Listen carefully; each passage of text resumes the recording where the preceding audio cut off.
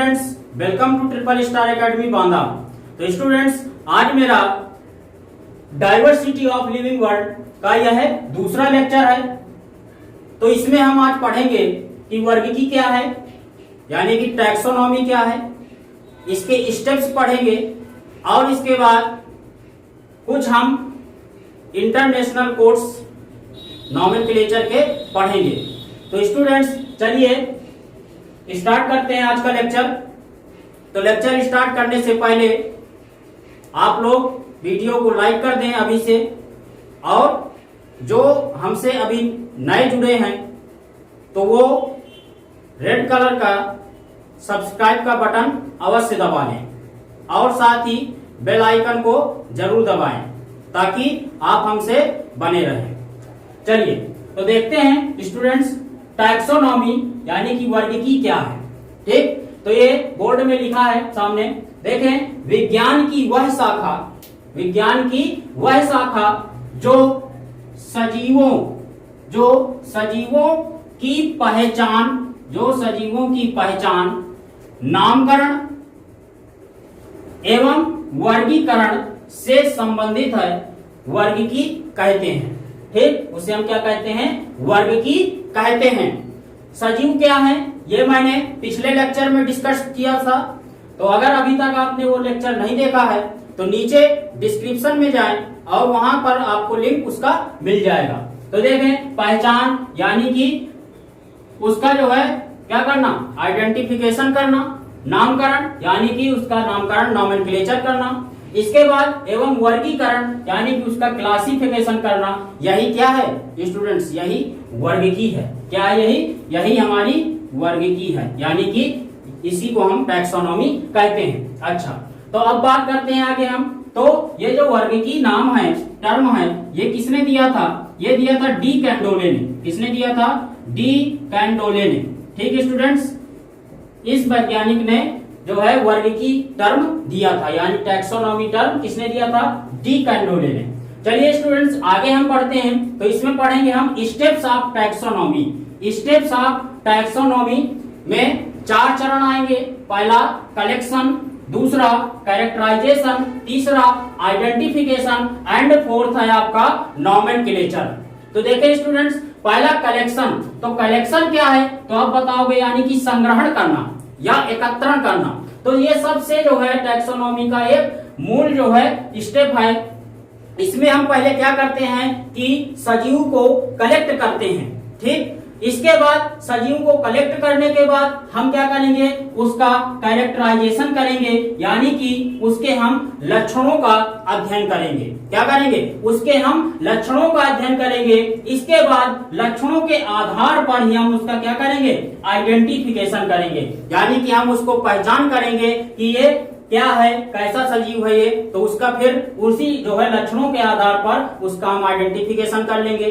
ठीक, इसके बाद मोस्ट इंपोर्टेंट नॉमेनक्लेचर, यानी कि फिर उसका नामकरण करना। क्या करना? उसका फिर हम नामकरण करना, यानी कि अब हमने ये 3 स्टेप अगर किसी सजीव में अध्ययन कर लिए हैं, यानी कि उसका कलेक्शन भी, कैरेक्टराइजेशन, आइडेंटिफिकेशन हो गया है, तो लास्ट स्टेप आएगा कि हम इसको अब क्या नाम दें, यानी कि इसका हम इस सजीव का क्या हम नाम रखें। इसी को हम कहते हैं नॉमेनक्लेचर। और स्टूडेंट्स, यह जो नॉमेनक्लेचर है यह एक अंतरराष्ट्रीय कोर्स होते हैं जिसको हम सभी सजीवों पर फॉलो करते हैं। अच्छा, इससे होता क्या है? इससे यह होता है स्टूडेंट्स कि नॉमेनक्लेचर जो नामकरण है, सजीवों को जो नाम दिया जाता है, तो उससे यह होता है कि मान लीजिए कि किसी शहर में उसका कुछ दूसरा नाम है, ठीक, किसी जीव का। इसके बाद किसी दूसरे शहर में या किसी दूसरे कंट्री में चले जाएं, उसको कुछ और कहते हैं। तो इसी आधार पर ये जो है नॉमेनक्लेचर किया गया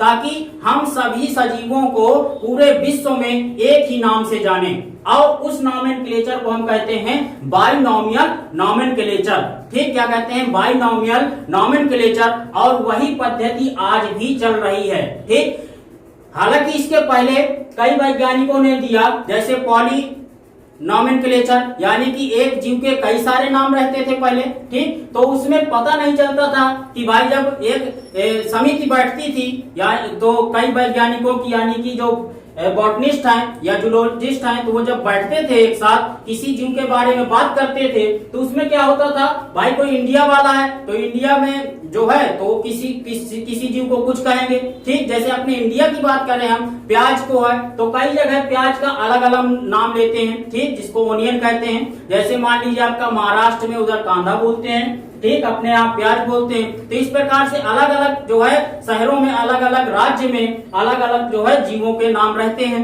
ठीक। तो इसी आधार पर उन्होंने क्या किया कि जब भाई अब बैठेंगे साथ में तो ये थोड़ी होगा कि भाई हमारा कांदा है वो लड़ेगा, वो बोलेगा कि हमारा प्याज है, ठीक। तो इसी प्रकार जो है क्या किया गया कि एक समिति बैठक हुई और उसमें लागू किया गया कि भाई नॉमेनक्लेचर जो होगा वो बाइनॉमियल नॉमेनक्लेचर होगा, यानी कि जो पादप हैं उनको हम बॉटेनिकल नेम देंगे और जो जीव हैं या जंतु हैं उनको हम क्या कहेंगे, उन्हें हम कहेंगे जो कह सकते हो साइंटिफिक नेम या जूलॉजिस्ट नेम, उसको हम कहेंगे, ठीक स्टूडेंट्स। तो इसी प्रकार जैसे प्याज की बात हो रही थी अभी, तो जब बैठक होती है तो उधर कोई प्याज और कांदा नहीं बोलता, उधर सब बोलते हैं एलियम सेपा बोलते हैं, यानी कि उसका बॉटेनिकल नेम है जो, वही सब लोग बोलते हैं, ठीक स्टूडेंट्स। तो ये आपको समझ में आया नॉमेनक्लेचर क्या है, आइडेंटिफिकेशन क्या है, कैरेक्टराइजेशन क्या है और कलेक्शन क्या है, ठीक।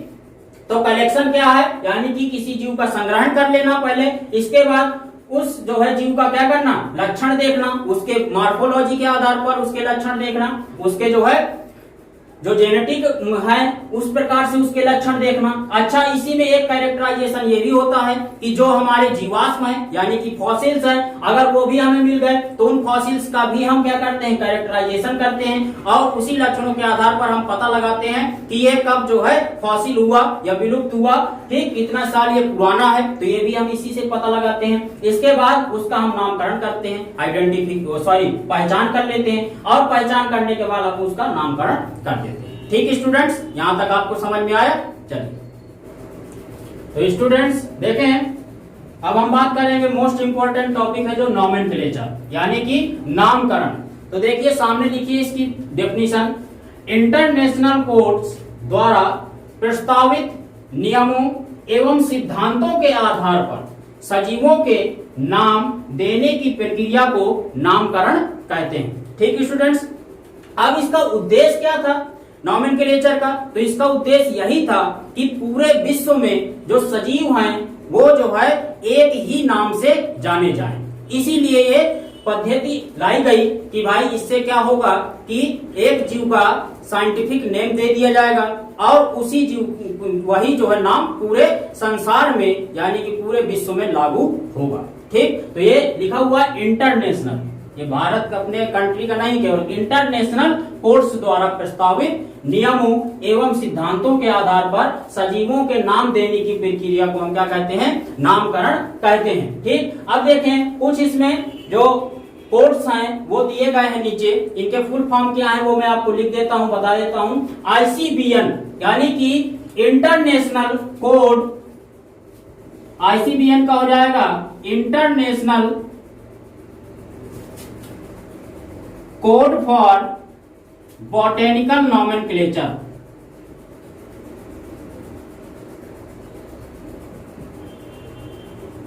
बॉटेनिकल नॉमेनक्लेचर, ठीक स्टूडेंट्स।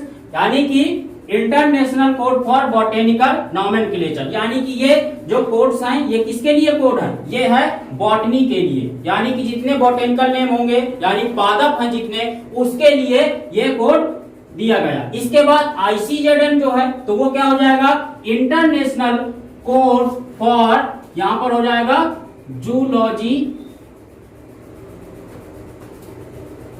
जूलॉजिकल नॉमेनक्लेचर, ठीक स्टूडेंट्स।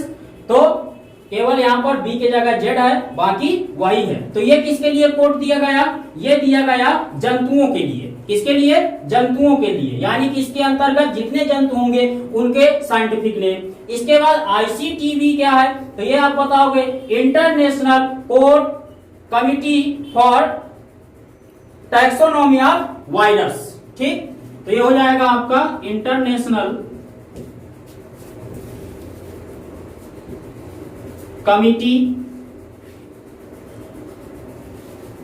फॉर सॉरी यहाँ पर ऑफ टैक्सोनॉमी फॉर वायरस। ठीक, यानी कि किसके लिए है ये? वायरस के लिए, यानी कि विषाणुओं के लिए। अच्छा, इसी का एक दूसरा भी नाम है, यहाँ पर और लगा सकते हो, इसी का एक दूसरा नाम है, इसको बोलोगे ICVMC का हो जाएगा इंटरनेशनल